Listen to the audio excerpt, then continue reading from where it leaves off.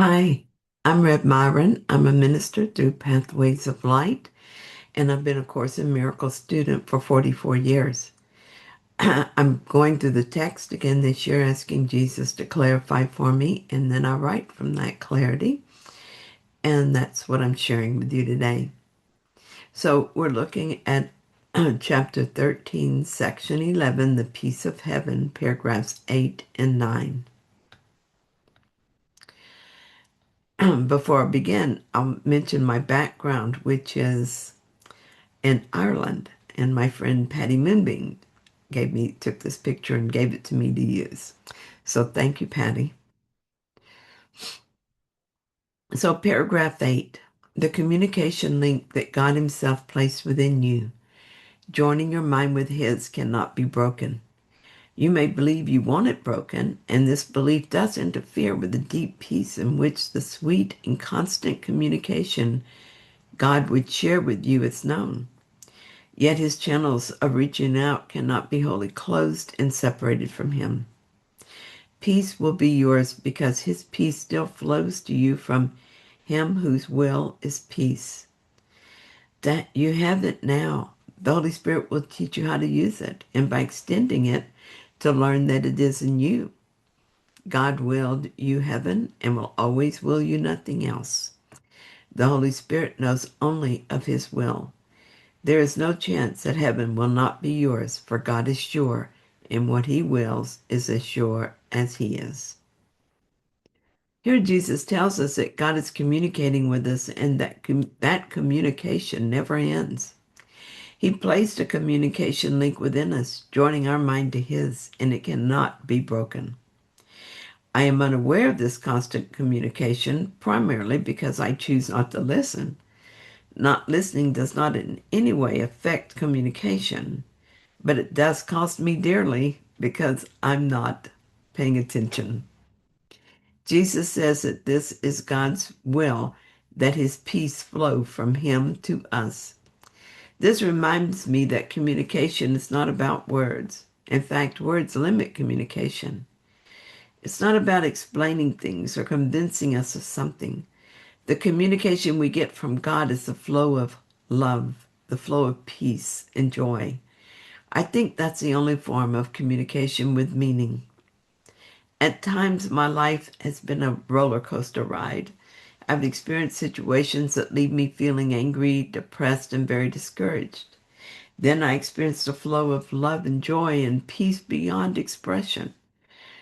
Right now, I feel the flow of love in me and through me.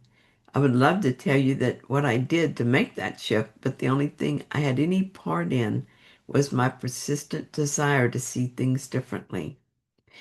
Anything that happened after that has nothing to do with Myron. The joy and peace that I feel these days sometimes feels like a trickle. At other times it feels like a continuous flow. The flow doesn't change, just my openness to it varies.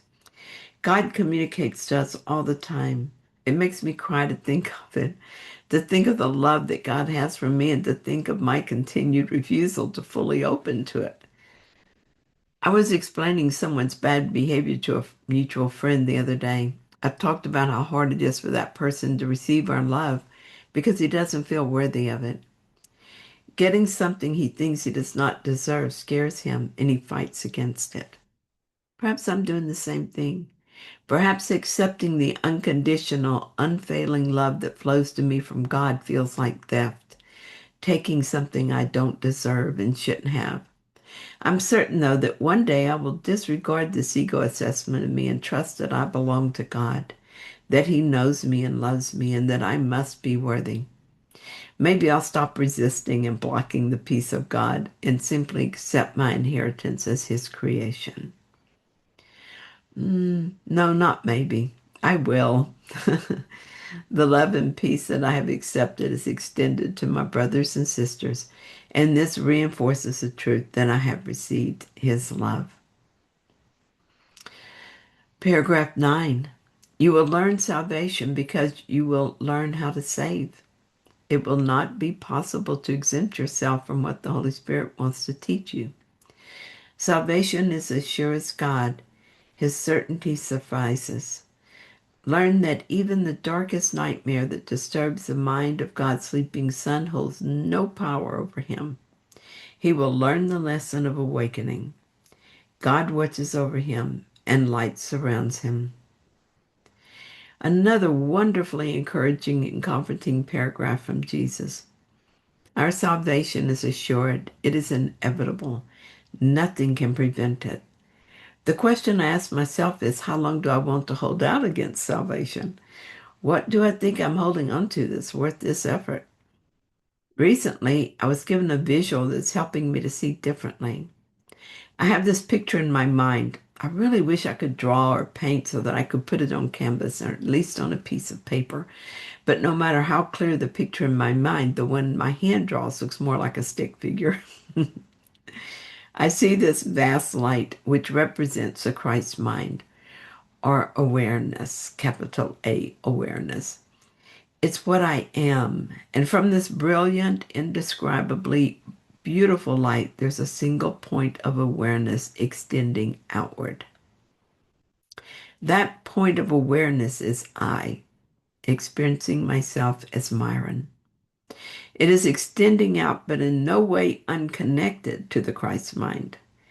From that extension, that singular point of awareness, I experience Myron and her story. But at the same time, I know myself as Christ. But here's what happens. As I watch my projection of the life of Myron, I get so engrossed in it that I forget that I'm just watching. I become, in my experience of it, Myron. Evidently, I'm tired of that show and ready to wake up because, well, here I am, studying A Course in Miracles and remembering that I'm not Myron. So now I'm aware that I'm watching the show, but still falling into the show and forgetting. My practice right now is that when I start to tumble into it and I feel myself losing touch with reality again, I envision myself looking over my shoulder to see that I'm still one with all that is. I see that I cannot be Myron because I'm simply extending from the Christ mind, not disconnected from it. Then I close my eyes a moment to shut out the show, and I open my heart to feel the love that flows from and through the Christ. It feels warm and safe, and I feel supported so that when I open my eyes, I can remain more the observer than the participant. This has been truly helpful. For instance, one night my daughter called me with disturbing news. Her father was unable to take care of himself now and wants to come live with her and her husband. Here is a process I went through as I wrote it in my journal at that time. My daughter is very distressed by this and feels trapped with no options. Her dad is mentally disturbed. Their house is very small. Her marriage is very new. I can feel her misery and hopelessness. I feel myself falling headlong into the story. When I fall into the story, I start to believe in it. I start looking for solutions in the story. If only I could find a way for her dad to be on his own, a cheap place for him to live nearby, but not in my daughter's home, then all would be better. I don't know if this could work. How could he pay for it? Could they take on that expense? I know I can't. I start to feel panicky. What if she thinks I should take him in? After all, it's my fault that he's her father. I cannot abide the thought.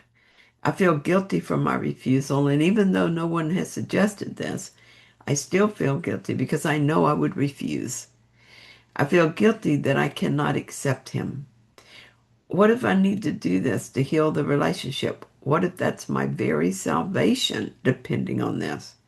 My mind is spinning with guilt and fear and confusion. I feel resentment and hatred for her father as I project the responsibility for my feelings onto him. I feel resentment and rage over the situation. This is what happens when we forget who we are. When we forget that we're the writers of the script, the director, and the audience. So what I did was stop the chatter. I realize that now, in the only moment there is, nothing is happening. I remembered that this is a story that I did not write alone. We're all in it together, and I'm responsible for only my part in it. I further realize that the only thing that's happening at this moment is that I asked the ego what it all means, and I got an ego answer. I asked for another way to see, and I'm told to look over my shoulder. With great relief, I see that I'm still what I've always been. I'm still part of the Christ mind, extending itself to this point of awareness. I look to my right and see the point of awareness I know is my story as my sweet daughter, and we smile at each other.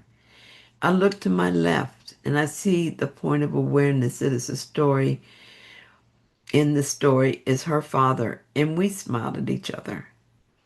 It is myself looking at my capital S self, and I feel the love of Christ enfolding me, and I know I am safe.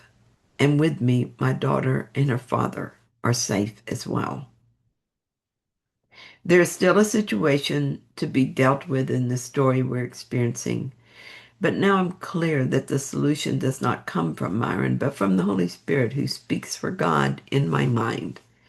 I ask him for his interpretation of the story and his guidance. I absolutely trust that the answer will come as needed and that it will be for the good of all.